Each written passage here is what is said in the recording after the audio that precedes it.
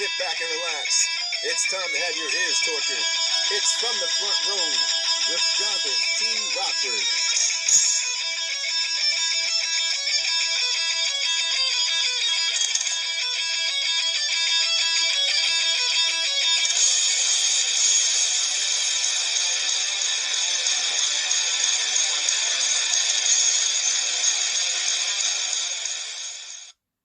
What's up, WPA?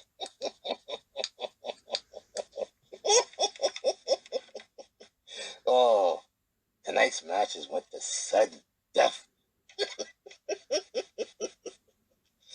Let's get into it. We had the Lucha Libre taking on Casper, like the ghost. 2779. It was regular snooze fest, I tell you. As Casper succumbed to the Lucha Libre. Yeah. You know, he used to be a little bit better when he was the enforcer. Don't know what he enforced still. But, as a Lucha Libre, yeah, he's up and down. Must need some more tamales in his system. Our next match saw the Thai villain taking on the Brass Hole. And the Brass Hole was able to defeat the Thai villain. What kind of intercontinental champion are you? Going into Full Gear and you lose 2 times straight. Multiple champion across the league. You can't even beat 2 people in 2 weeks. What's wrong with you? Thai villain. Oh. If you do that at Full Gear, you're gonna lose your belt. Yeah. What a moron. Oh, the next one. Money, MF, and Mike. Yeah. Taking on Bobby Blaze. Ooh. He got smoked, folks. As Money Mike destroyed Bobby Blaze. Oh, that was a travesty. They're crying in Ohio right now. But you can't really tell if they're crying over that or the fact that they just live in Ohio. Hey, our next match featured the drunk Canadian, the Beast, taking on the Essential J. LaMasters. And they came to a time limit draw. It seems like nobody from Q Lagoons can take out the Beast. Oh, you can't beat a drunk guy. Now that's some real East Baltimore shit. Oh, I'm not even going to talk about the next match. It was Jermaine Walker taking on some guy that wasn't even there. He went and sat down in the commentary section and watched the rest of the matches, which was great. That means he just bored the audience to death. God, made my eyes just roll in the back of my head. Well, now our last singles competition featured Johnny Rocco taking on the Queen Starling J. Now, the match ended in controversy as both competitors were distracted by the guy called Bubblicious. Yeah, he was down there looking for a sandwich, walking around the ring, asking for sandwiches from the audience in Starling J. That pissed the both of them off, and they got out of the ring and commenced to whoop his sandwich-loving ass. They put him through a table. Well, while they were doing it, the ref was sitting there counting and counting them both out. That was shaping up to be a good match, too. I tell you. Probably more to come to that. Now, in the #1 contender match for the Triple Threat Championship, we had Quanny Fist. His name's Quanny. Taking on Texas Hate You. And it was supposed to be Luscious Lucius, but he was in the back getting attended to after getting taken out by Starling J and Johnny Rocco. I don't know. I bet you they broke their backs lifting them. Well, anyway, those two fought to a draw. It was like everybody tonight on WPA was taking an art class. Yeah. It was that bad. Now, in our next #1 contender match, it was the Wraith versus Emperor 2K Anomalium versus Captain Chaos. I'm going to tell you how dumb these guys were. They were so dumb that both Captain Chaos and Liam both pinned the Wraith. Well, the ref had no choice. He sat there and counted them out. He was like, screw it. I just get paid to count. So he did. And they were both declared the winner. I hate to be the bookers right now. Man. Well, you got two guys that both pinned the guys. You got Liam, Captain Chaos, Quanny Fist, and Texas Hate You. Ooh. What if we had a fatal 5-way with a triple threat title? Yeah, who cares? Now, we got some new #1 contender the tag team titles as Messiah Switchblade took on Nergahante and Robert Isaiah Salea. And folks, Nergahante was able to pin the Switchblade. Must have been a dull blade. Switchblade. Wonder what he switches. Interesting. Oh, what could he be switching? Ooh. Well, anyway, he got pinned. Now, our last qualifier was for the World Title Championship. And it featured Needles Kane taking on Michael Oliver, Nathaniel Everett Young. Folks, he's a bum. He always was a bum. He'll always be a bum.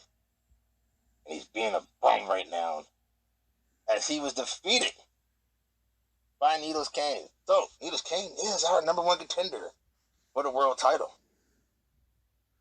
Now, we had some championship titles on the line, and the WPA Triple Threat Championship was on the line, and the Prince of Crime, Delirious, took on Shepherd Bane and Lady Assassin. Oh, triple threat. Only thing better than that is a death match. Oh, that would be so great. But Delirious was able to retain his title as Shepherd Bane went for the pin, but was pulled off by Delirious, who stole one. Now we know why he's called the Prince of Crime. Way to go, Delirious. I believe that you're going to get a nice prize later. Yeah. Oh, yeah. Oh, you're going to get a nice prize. Isn't he, Father? Yeah. Now, the TV championship was on the line. And we had the Darkstalker taking on Martel, the Carpenter. Nobody likes to lose to Martel, the Carpenter. turned the lights out, and beat him. Hit him with the Black Void, and showed him why he's Martel the Carpenter, as he retained his TV title. Now, our last championship match featured Big Mel taking on Supreme Knight, Mr. Money in the Bank, who finally decided to cash in his briefcase. And the check bounced, baby, as Big Mel was able to retain his title in the most cheesiest of ways. But hey, a win's a win, right? Even if you just roll them up. Truth be told, I saw the replay. Big Mel grabs his tights. But hey, what the ref don't see, the ref don't see, right? Yeah.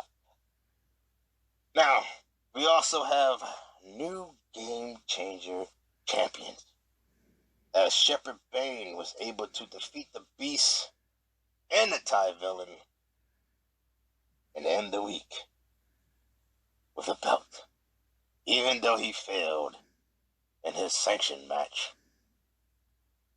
But hey, who cares, right? Like I said, a win is a win. Now, that moron up is about to come and do his hoity-toity pick of the week. So sit back and relax. Make sure you have a safe week, folks. Bury that one you love. Hang up on that friend. It's good. Just try.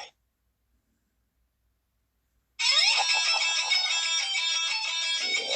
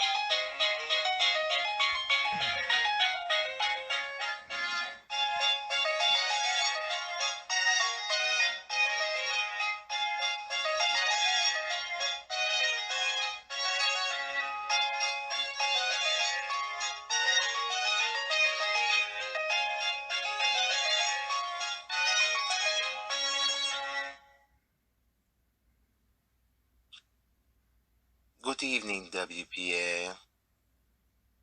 Once again, it is I, Philip Alexander Kennington IV, here to delight your eardrums with another salacious pick of the week. Now, I will address the elephant in the room right now, and as I have not the faintest clue who that chap was earlier. Thankfully, I'm not in the same studio, contrary to what you see in the background. But there's enough of my Kassan anyway. I'm purely here to divulge the performance of one Money M. Effin Mike, as he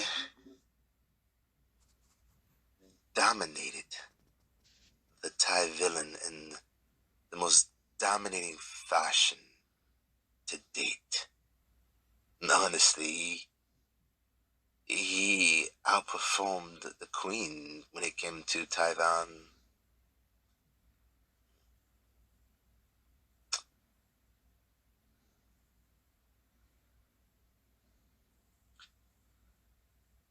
His prowess in the ring was only matched by his ring awareness and ferociousness. He truly made you think he was the motherfucker, as you Americans like to say. My only gripe with him is his name. It really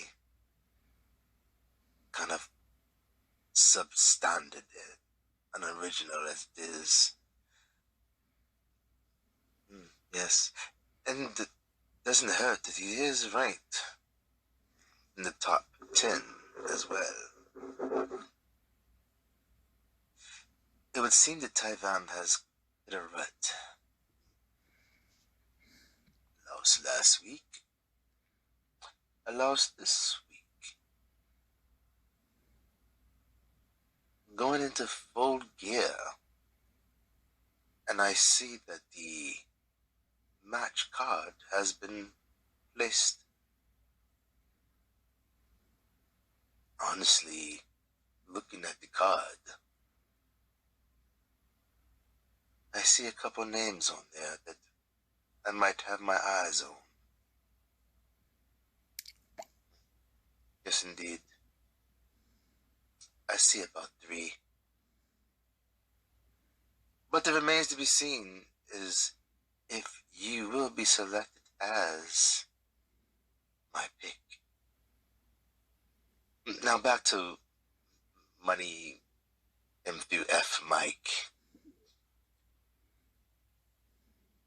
He took control of the match from the very beginning and never released control. That is a mark of a true champion, regardless of his failure to achieve such recently. But I'm pretty sure he will get another opportunity. He will make good or not. It's a matter of fact. Oh, bother. Jeffrey, make an appointment, please. Thank you. What was I saying? Ah, yes. I'm pretty sure the next time he finds himself in an instance where he can attain gold around his waist in singles competition, of course, he will take full advantage and do to the next opponent what he did to the Thai villain. But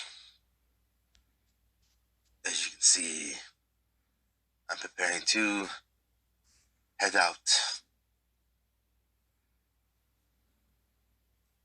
So I wish you a good day.